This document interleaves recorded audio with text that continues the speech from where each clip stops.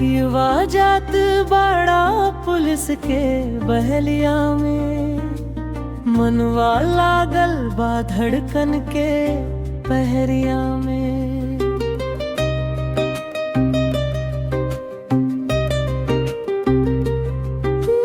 रास्ता भर हम ताकत रहे अखिया में, सांझ ढलल त सोचल रही सपनिया में। दुआ में हम बोलनी जल्दी अइहा,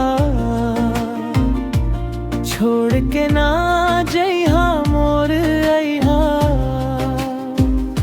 हाथ में पकड़ देलू सगरियास, मनवा में बाजे सैया के प्यास।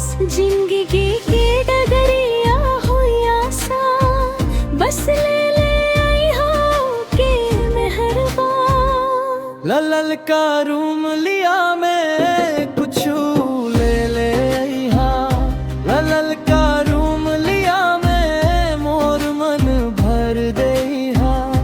पियवा जल्दी अइहा,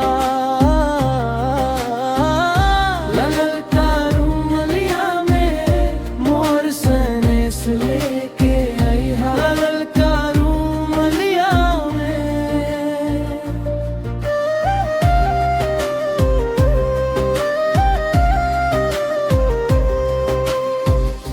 अंगना में चूल्हा अब सूना लागे, बैठकी में तोहर बोली सुनी लागे।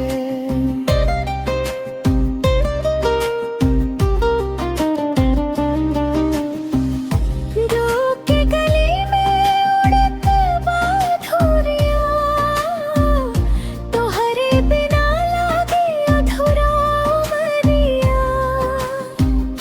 हमरा खातिर बस छोट का निशानी, तोहरो याद बन जाई जिंदगानी।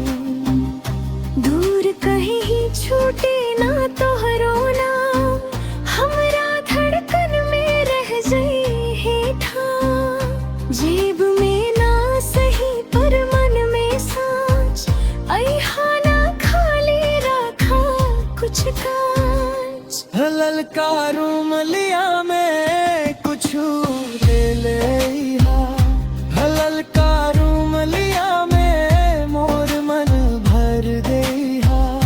पियवा जल्दी अइहा,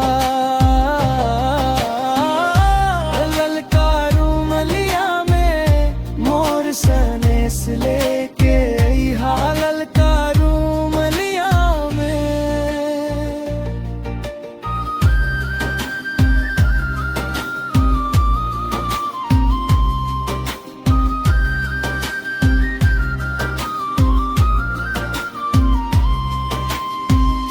जदी तोहर हाथ से छुअल छोट का चीज, समझी हम पेलब सुकून के बीच। फिर